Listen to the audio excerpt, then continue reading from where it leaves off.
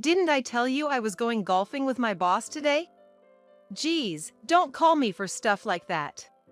When I frantically called my husband, the response I got was cold and distant. I had just received news that our daughter had been involved in a car accident.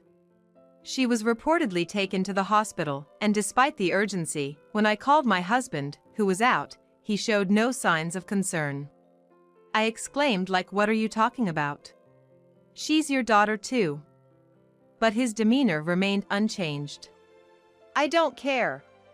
Golfing with my boss is more important than she is." My name is Catherine. I'm a 42-year-old homemaker, living with my husband and daughter. My husband, Bob, who is 3 years older than me, works for a major company in downtown. We met at a party thrown by a mutual friend after I started my career. Back then, I found Bob, who was dedicated to his job as a businessperson, very attractive. When Bob asked me out, I was over the moon, and the day he proposed felt like I was on cloud nine. After getting married, I quit my job to focus on household chores and enjoyed a happy newlywed life. A year later, we were blessed with a daughter named Emily. Raising her wasn't easy, but my mother-in-law, who lost her husband and lived alone, was always there to help, which was a blessing. Now, Emily is in her sophomore year of high school. She studies hard, is active in school activities, and enjoys her life as a teenage girl, hanging out with friends and such. However, this year, there was a noticeable change in our previously harmonious family life. It started about 6 months ago. Right after a long weekend. Bob had planned a trip with his colleagues, so Emily and I spent the holiday just the two of us. On the last day of the holidays, Bob returned, so we were having dinner together as a family for the first time in a few days. At that time, Emily talked to Bob about her plans for after high school. While Bob was away, Emily had consulted with me about her future. She had already decided to go to college, and I had given her my blessing, so all that was left was to get Bob's opinion. "Hey, Dad. I've been thinking. I want to go to college after high school," Emily said, nervously approaching the topic. I knew that Bob had been saving money for Emily's future, so I never doubted that he would support her decision.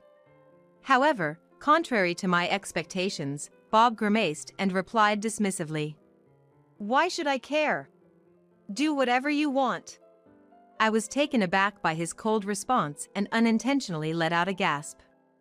Bob immediately put down his fork, left the table without clearing his plate.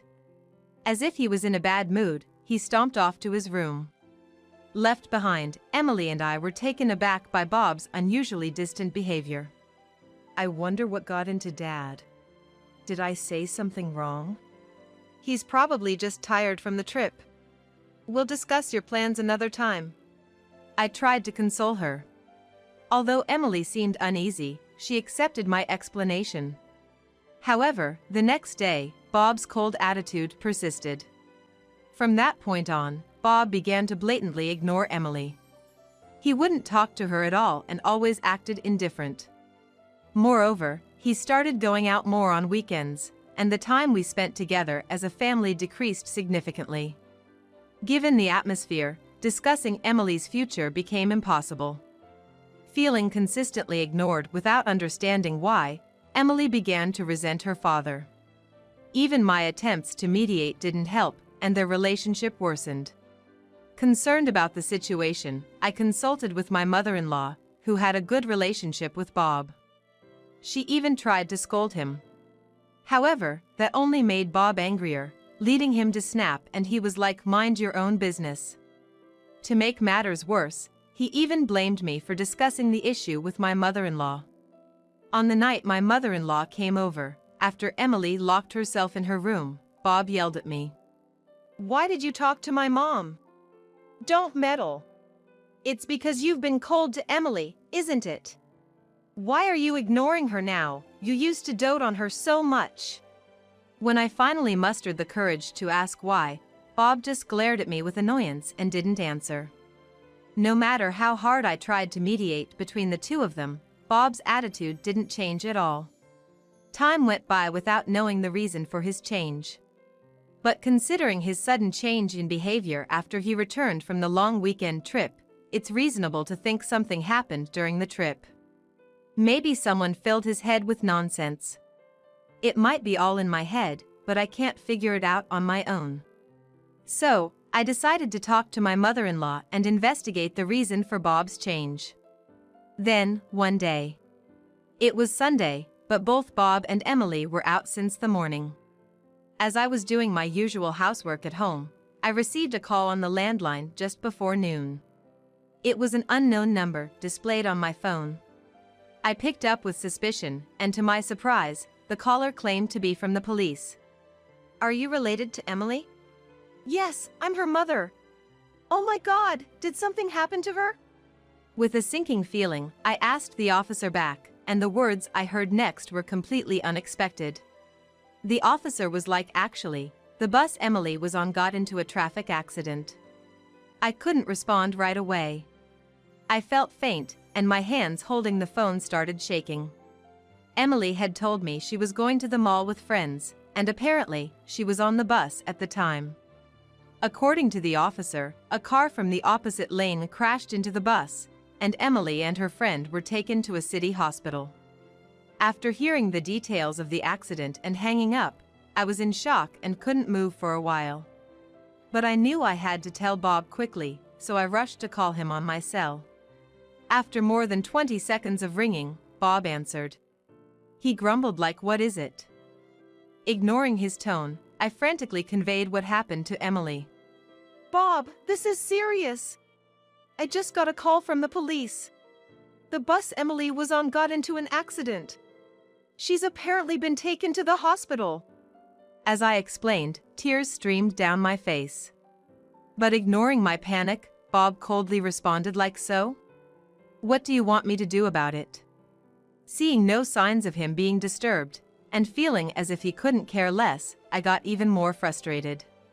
"What are you saying? Please head to the hospital now. I'm going too."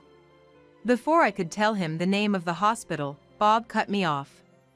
"Huh? Didn't I tell you I have a golf outing with my boss today? I'm staying overnight and coming back tomorrow morning. Can't help it."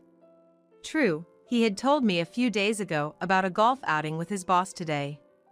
However, I was shocked by Bob's lack of concern about our daughter's accident. "How can you even say that? Emily is your daughter." Bob was like, "I don't care. Golf with my boss is more important than her. You go to the hospital on your own." He spat out before hanging up abruptly. I tried calling back immediately, but it seemed he turned off his phone. I sent a text, but given his attitude, I doubted he would reply. Even though they had been distant, Emily is his flesh and blood. How could he be so heartless? This incident completely shattered my trust in Bob, and I was certain I couldn't continue living with him. I decided on divorce, but heading to the hospital was my top priority, so I hurriedly left home. As he had declared, Bob didn't come home that day. He had said it was too far from the golf course, so he planned to stay at a hotel alone after golf. He even took the next day off work. When Bob came home the next morning, he was surprisingly cheerful, which was hard to believe for a father whose daughter had an accident the previous day. "Hey, what happened to Emily? Is she hospitalized?" Though Bob asked about Emily's condition, his casual tone made it clear he wasn't genuinely concerned. I was in the living room.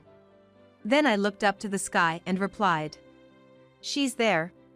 Seeing my downcast expression, for some reason, Bob looked pleased. "I see. Well, that's a relief. Once Emily's funeral is over, we can get divorced right away." Saying that, he pulled out a piece of paper from his bag and thrust it in front of me. It was an invoice from a lawyer who assists divorce procedure. By the way, it also served as a contract for lawyer consultation, and it already had his signature on it. I thought he was quite prepared, but since I had already decided to divorce Bob, it might have saved me some hassle. "All right, I got it." I quietly agreed to the divorce. Bob didn't even discuss the reason for the divorce, he just walked away to his room without saying anything else, as if he was done with me. The Bob who once cherished Emily and valued our family was gone. It was a harsh realization. But I didn't feel sad, only an increasing resentment towards him. Then, I called my mother-in-law and told her Bob was back, and contacted the lawyer. Within an hour, my mother-in-law arrived at our house, and Bob returned to the living room. As soon as my mother-in-law saw Bob, she approached him with tears in her eyes. "Bob, what were you doing when your family needed you the most? I never thought you'd be this cold-hearted." Even when scolded by his mother, Bob didn't show any remorse. Instead, he was like, "I had prior commitments, what can I do?" And it was all her making a big fuss, looking at me with a mocking attitude. He continued, "Like I've been dying to get divorced. With Emily gone, I feel so relieved. Now, I can leave without any regrets," speaking ill of not only me but also Emily. I couldn't stand it any longer. "Enough is enough," I shouted, thrusting a few pictures at Bob. The pictures showed a man and a woman closely together, looking intimate. The moment he saw the pictures, Bob's face turned pale. The man in the pictures was unmistakably Bob. Where did you get these pictures?" Stammering, I told him calmly. "They were taken yesterday afternoon. Weren't you supposed to be at a business golf outing? Instead, you were with a young woman. What were you up to?" Confronted, Bob averted his eyes with a frustrated look. These pictures were taken less than an hour after I called about the Emily situation. Bob began to make excuses like she's just a colleague from work. "We just went golfing together." I sighed in disbelief. "Golfing in such fancy clothes? I don't think so. I already know you're cheating, so save your breath." The word cheating made Bob's face stiffen. His inability to deny it immediately was telling. But this wasn't the first time I learned of Bob's affair. Recently, he often left the house without telling where he was going. So, after discussing with my mother-in-law and getting some financial help, I had hired a private investigator. The investigation revealed that whenever he went out, he met the woman in the photos, exposing his affair. His so-called business golf was a complete lie, and he probably stayed at a hotel with his lover. "I have more evidence of your affair. I even have a video of you and that woman coming out of a hotel. Don't think you can get out of it." When I said that, Bob looked pleadingly at his mother. But she already knew of his infidelity and firmly shook her head in disapproval. "To cheat and not even visit Emily in the hospital, and then to selfishly rejoice thinking she's dead. I don't know how you'll face your father." My mother-in-law said this with a mix of anger and sorrow. Bob froze in shock, his mouth agape. "Wait, isn't Emily dead?" I explained to a bewildered Bob, like, "Don't jinx it. You misunderstood. She's very much alive.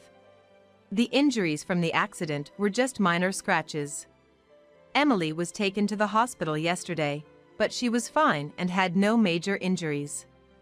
The accident wasn't severe, so she came home the same day." Bob misunderstood my comment, looking up to the sky. "She's there," and assumed Emily had passed away. "Emily is on her school trip as planned. She'll be landing soon." "A school trip?" Bob was taken aback, his eyes wide. Bob, who didn't care about his daughter, had completely forgotten about Emily's school trip. The trip started today and was for 3 nights and 4 days. Emily had gone shopping for it yesterday. The doctor had said that there wouldn't be any issues with Emily going on the school trip, so she left as scheduled this morning. When I told Bob that Emily was up in the sky, she was probably boarding the plane. I used those words to indirectly blame him for not worrying about our daughter. "Oh, that's what happened? Well, I'm glad Emily is okay. I hope she enjoys her trip." "How can you say that now? You knew how much she'd been looking forward to this trip since sophomore year. But I guess you'd be just as happy if she had an accident." You probably forgot all about it. I sternly rebuked Bob, who tried to feign laughter. I didn't have a shred of affection left for him. No matter what he says in the future, I'm never gonna trust Bob again. Just then, an email notification popped up on Bob's smartphone. After reading the message, Bob's body began to tremble with anger. Shoving the screen in my face, he shouted like, "Hey! What the hell is this?" I looked at the screen with my mother-in-law. It was from Emily with a concise message. I can't consider someone who prioritizes his affair over his family as my father. I'm cutting ties with you. It was as if she was sending a message to a stranger. It seemed that Emily learned yesterday about Bob's lie about playing golf when he was actually meeting his mistress. She probably sent the email after landing. Being bluntly disowned by his 17-year-old daughter, Bob's face, which was pale just moments ago, turned a deep shade of red from shame and anger. He glared at me and began yelling. He was like, "This is all your fault. Weren't you the one who cheated first?"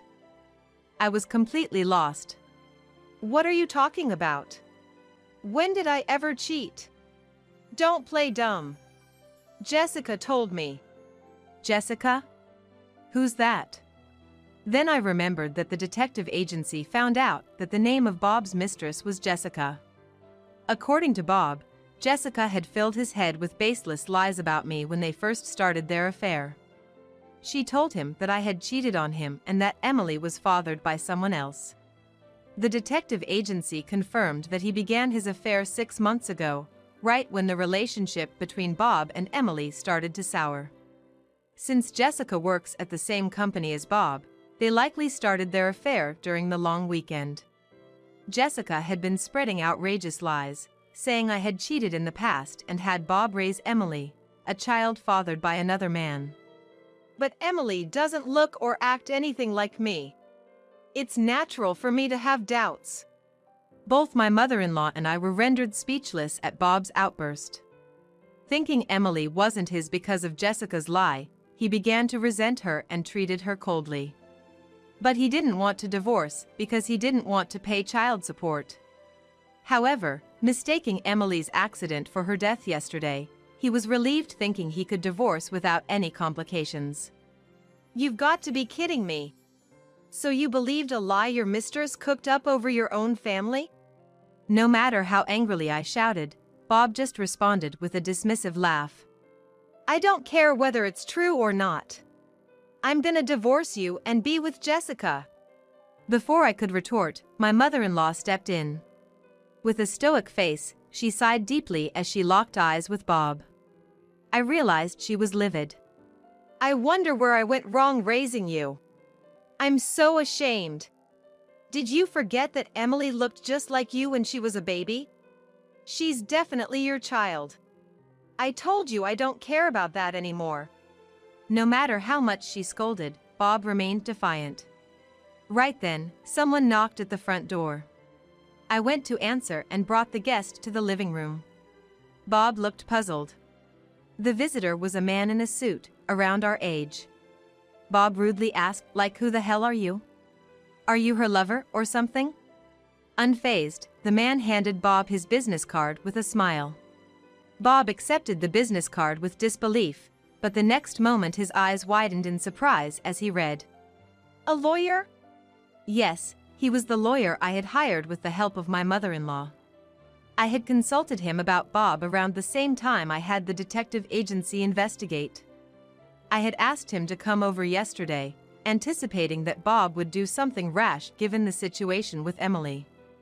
I suspected it had to do with Emily, and I had a feeling Bob might have done something unthinkable. I told Bob, like, call your mistress over right now.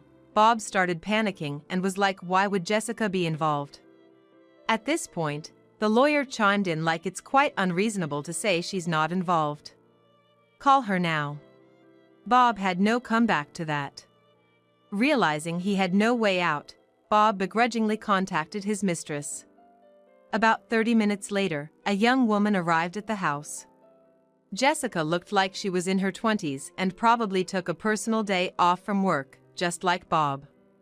She approached us with a disgruntled look. "What's this all about? I've got nothing to do with your family issues." Despite Jessica's refusal, I told her that I was divorcing Bob and that even if she stayed with Bob, he'd have to pay child support to Emily, who was about to go to college. "What? I have nothing to do with this." She insisted she had no involvement, but the lawyer promptly responded. "We have plenty of evidence of the affair. Plus, you fed Bob some nasty lies which resulted in irreparable damage to Catherine and her family. That's defamation, and we could sue you for it." By the time the lawyer finished explaining, both Bob and Jessica had turned pale. Realizing they were out of options and not wanting a court battle, Bob agreed to pay child support properly. We went through a divorce. Later on, I heard that Bob's company found out he had been using his boss as a cover for his affairs.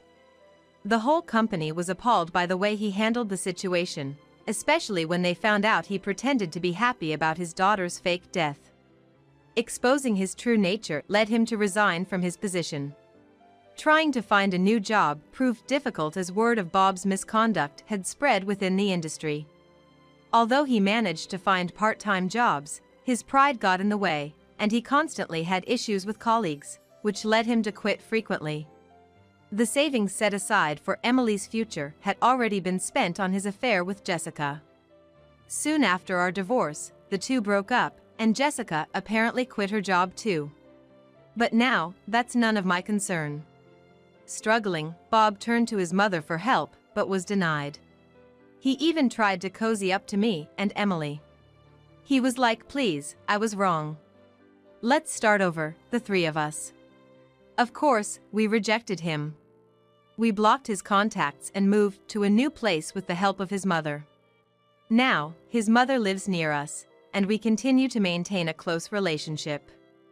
I have no idea what became of Bob, and I never want to be involved with him again. Freed from the stress of the troubled relationship with his father, Emily has been thriving in high school. Now, as a senior, she got accepted into her first-choice college. "Congratulations, Emily! You did an amazing job." "Thanks, Mom. It's all because you and Grandma supported me," Emily responded, tears streaming down his face. Since the college is commutable from our home, we plan to live together as we always have. I managed to find a job shortly after becoming a single parent and now work full-time. We have enough savings to cover Emily's tuition. I'm hoping for a bright future as we move forward, living happily with our family.